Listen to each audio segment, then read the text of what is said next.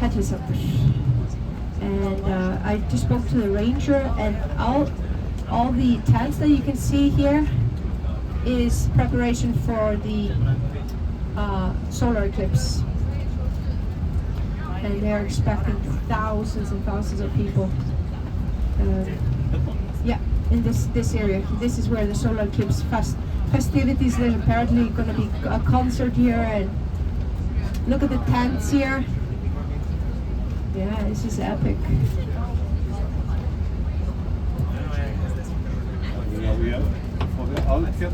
Já.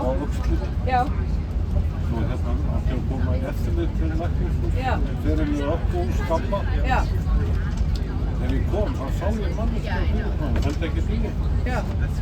Svo þegar ég kem út aftur, þá liggur hann utan í bílur hjá mér. Þá var það verð. Nei. Hún var svona sauður upp. Nei. Bara niður í viku. Wow. Það var morgunin. I just want you to also notice the Arctic tern here.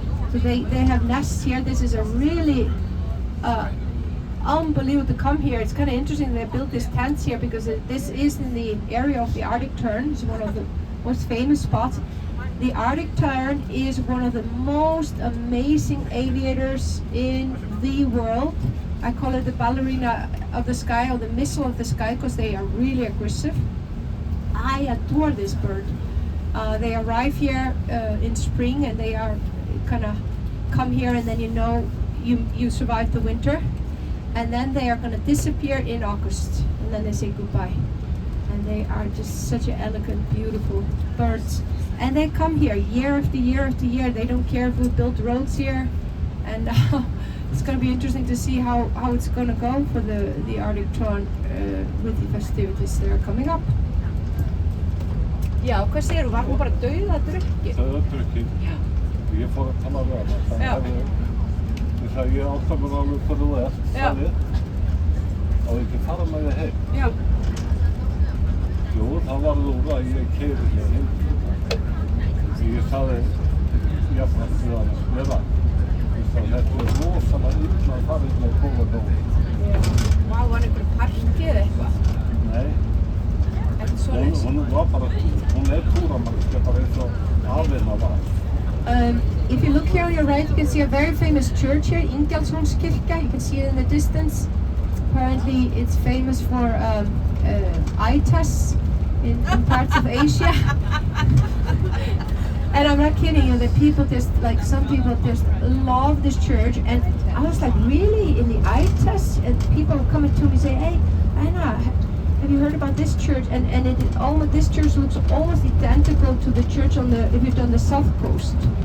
And so first I thought this was a picture of this church for this eye test, but it turns out it was just an illustration that was done for the eye test, so it looks like this church or the church on the South Coast.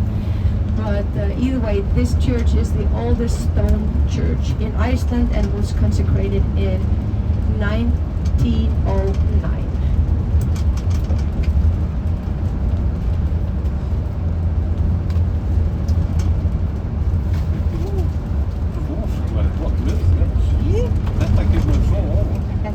Ég ekki oft sem að fæ svona veður hérna maður.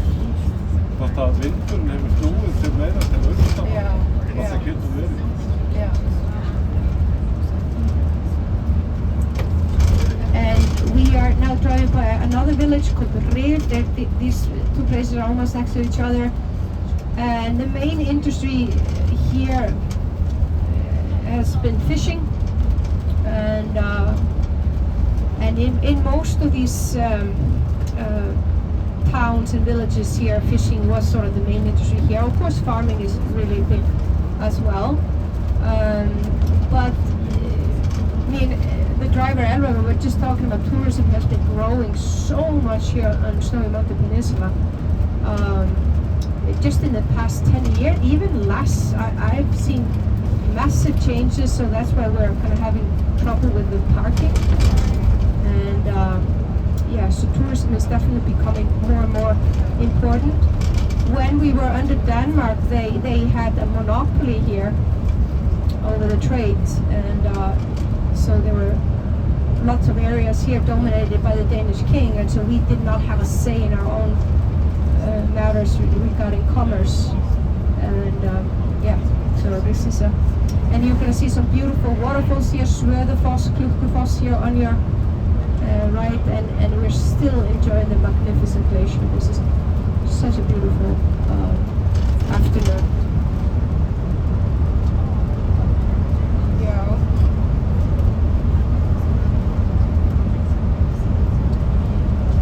Í sumar, já, það er illa að fara með góða gáfur ef það er svona dauða drukk. Hvað er langt síðan þetta var? Þetta eru svona 4-5 ár síðan. Ekki lengra. Nei, og ég man það að hún átti að vera með þætti í útvarpinu en þeir bara fyllir niður. Já, og þú segja að afinnar var alltaf hann jökulhöfn. Hann var náttúrulega bara fyllibittar. Já. Og pappina líka. Já, já. Hann hætti þessu gömla. Já, hann var elstu fór Hrafn náttúrulega mjög illa og Elisabeth. Já. Elisabeth, ég er að gera sko söngverk og óperu eftir ljóðum Elisabethar. Já. Og hún er náttúrulega bara bipolar sko. Já, hún er það. En hún var alveg búin að vera í 70-nu og svona, þau voru bara svo illa farin af því að þau fengu svo litla athygli held ég, þau stundu svona höflur af hálfu föður þeirra. Og Elisabeth talaði ekkert um það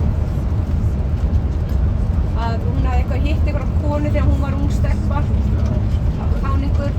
Konu sagði, pappin er svo skemmtilegur. Hún bara, hún hafði aldrei upplifað það. Hún var skemmtilegur aðra, en aldrei við þau.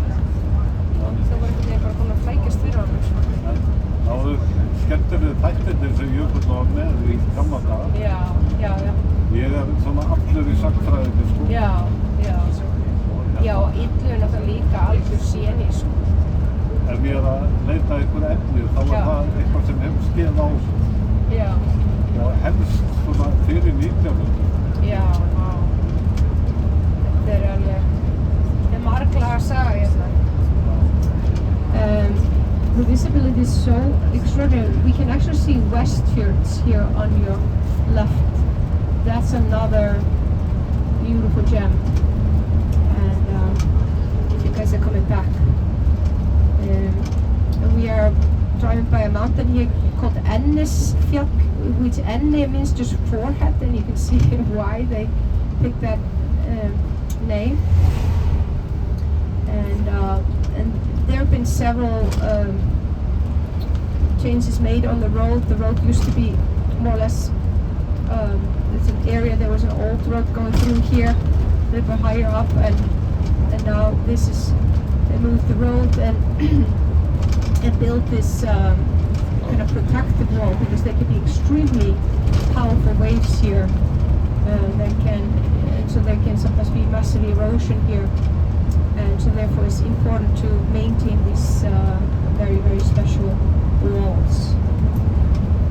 Svo hitti hann á tónleikum stundum síðan. Já. Hann hjá symfóníuhljómsveitinni. Já, myndan. Hann leiði sá hann stýri bara undan. Já, bara lesti svo. Já. Þannig að hún fær ekki að fá nóra, sko. Já, og svo ætlar ekki að pína hana.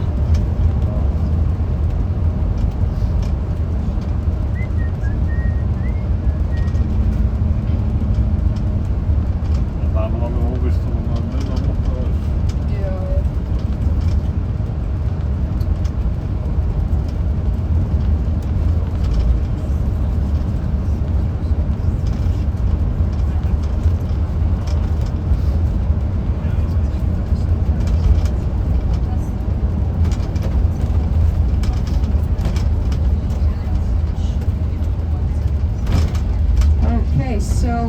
This is Ólafsvík. This is the largest town here on the peninsula. A lot of services here. When I lived on the other side, at Búðir, where the church is located, we would drive over the mountain here called Fróðraheiði, and we would do shopping over here. And there's schools here, there's healthcare, plenty of stores also for the farmers. They come here and they shop for the month or for the summer, but a lot of people come here for work, and now of course with the growing tourism, there's little tours that are based here, and but this was a really important base for trading during the monopoly, and so there are vessels going from here to Denmark back and forth.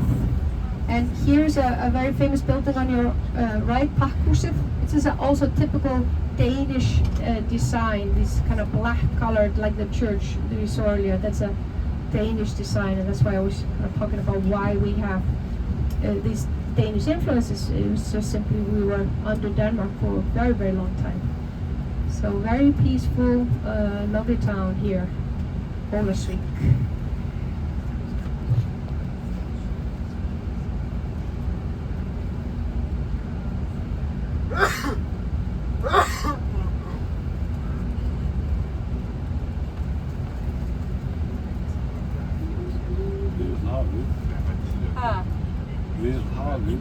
Við erum hafið, já, við hafið, mjög að segja, við erum hafið.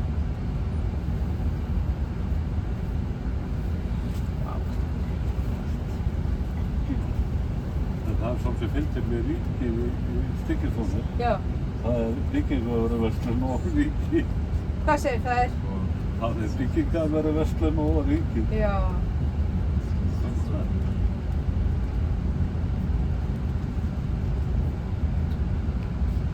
Mjög fyndið. Ekki alveg kannski besti samfélagi sem þekkir hennan. Nei. Og hann bara vinka. Já. Í dúla. Ekki hugmynd. Nei.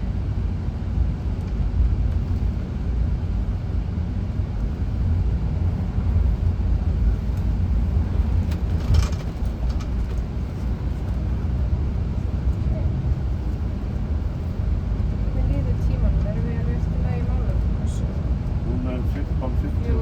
Já, það verður svona 30 mínútur núna. Cirka 30 mínútur í næsta.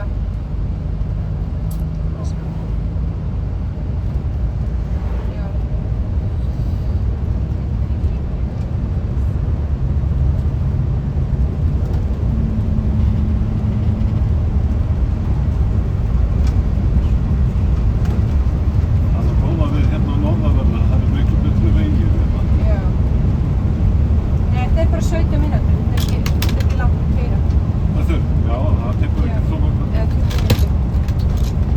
So we are about 15 minutes away from the waterfall, Kirkjufellsfoss, and so we're going to be enjoying the beautiful north coast. Last time I was here, I actually saw a lot of the bird eider birds. There was so a lot of them in this area here. Eider is kind of popular bird. They to make like this first-class down comforter. They're amazing. The feathers from the eider bird is fantastic for down comforters and jackets and pillows and things like that. So and the certain areas here are completely protected, and they are a protected species here. But the farmers definitely take advantage of or use the feathers, because otherwise it's just going to go to waste. And it's really, really expensive to get a leather.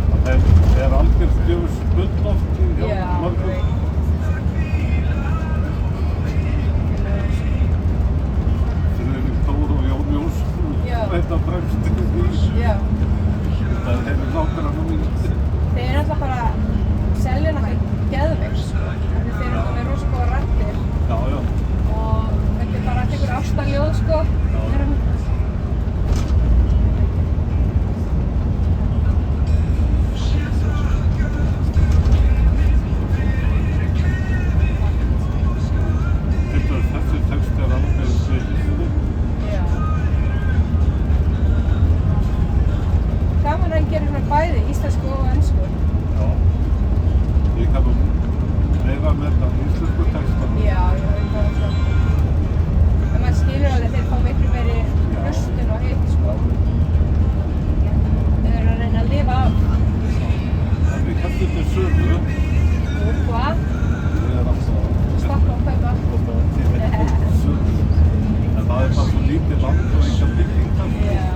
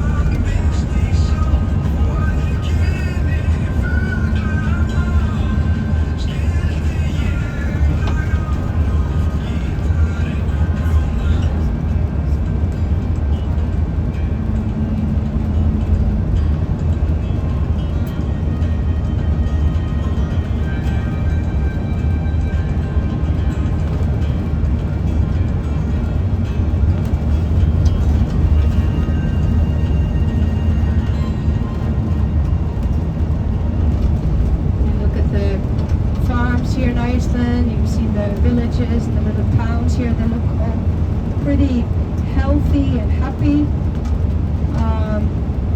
People have enough, but it wasn't always like that. We have experienced all kinds of challenges here, major volcanic events that had a deep effect on us. One of the most famous took place in the 18th century, the Skaftarelda in 1783, and really had impact us for almost 100 years. And it was just a really one of the big volcanic events in recorded history. But we gradually started coming out of that, and life started to get better, particularly in the 19th century. Things started to really get better and better. The fishing industry started to get stronger, and we started feeling more confident. And also we entered the era of both enlightenment, that's when science started, so we're not kind of seeing everything through the lenses of fear and religious fear, and just start to look at things for what they are. And then we also enter the era of romanticism. That's when we start to wake up to our roots and connect with our past and our ancestors. And so I mentioned we became a sovereign nation, and then we became independent June 17, 1944. And so we've been independent for about 82 years, only one lifetime.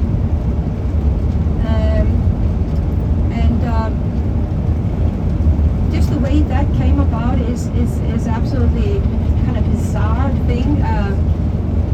Basically, yeah, we came into wealth really fast, and that has a lot to do with the mere fact that in the Second World War, our king of Denmark was basically occupied by the Nazis, and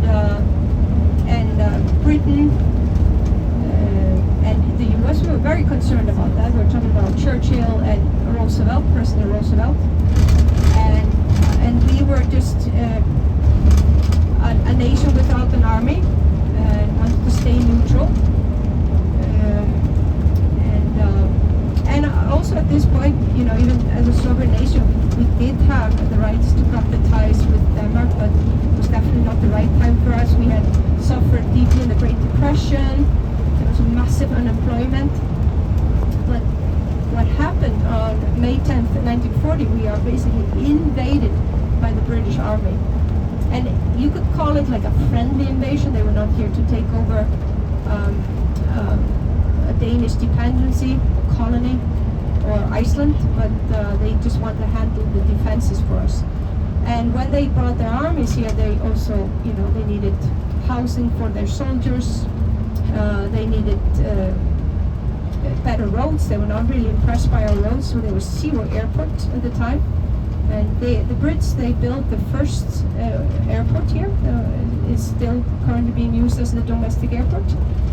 And so for a lot of people, this was like, where they finally had work and unemployment started to disappear. So suddenly people had money in their pockets and they were like, oh my God, I can buy a car, I can potentially go and buy a house. And things started really, really changing for us. And a lot of people called the war the Blessed War or the Blessed War. Like, oh my goodness, we suddenly have something. And then the British Army had to leave. And this is when the Americans came here on the order of President Roosevelt.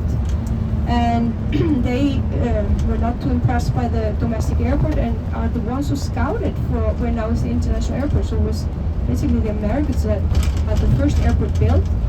They also put a lot of money in the infrastructure, tremendous amount of money. They gave us so-called Marshall Grant, which was a lot of money. And thankfully at the time, there was zero corruption in Iceland. And corruption has typically been always very low here, but the money went into infrastructure. We kept on building better roads, schools, hospitals, etc., etc. And the Americans actually promised to leave by the end of the war, and they kept their word. But this event was the event that kind of brought a lot of money into our economy and also gave us the confidence to cut our ties with Denmark or our king.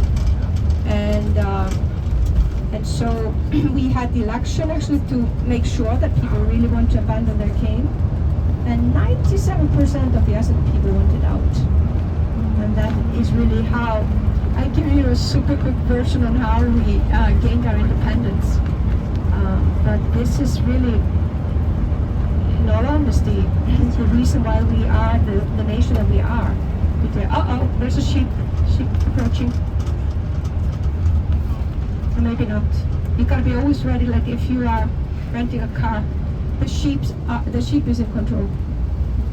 They are ruling the roads. They're ruling the world.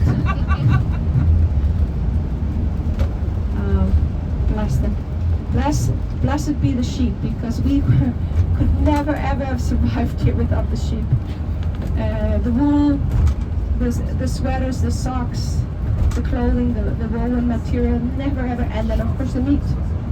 And that's just the honest truth. We could never ever have survived here without meat in the first few 3 years here, because even potatoes were imported here first in the 17th century, 18th century. Carrots were imported, beets were imported. There's certain things we can grow in the summer, like mushrooms and berries and things like that. And the Vikings knew how to use, a lot of people knew how to use a lot of the plants that we have been seeing here. Yarrow, Angelica, Archangelica, these were really powerful plants, medicinal plants even. And yeah, vegetables and stuff like that didn't start to come here until the 18th century, 19th century.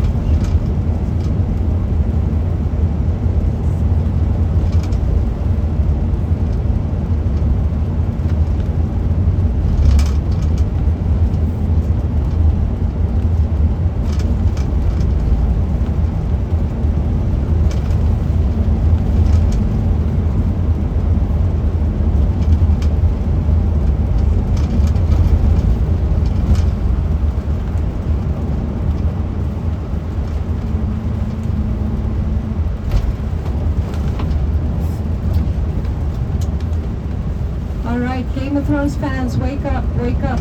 This is our Arrowhead Mountain, or Kirkjufell here on your left. On my side, from my point of view, is 11 o'clock. It's about 460 meters, a little bit under 1,700 feet. Apparently it's very difficult to climb this mountain. There have been some serious accidents. It looks like I can do this, but you have to be a kind of seasoned mountaineer to be able to go up there, so please don't try it, don't do it now. But right next to this beautiful, stunning mountain is the waterfall of the day. And I know my friend here in the back, I know you want to get a beautiful photograph. And so this is a really easy stop, but I will be walking in the direction of the waterfall.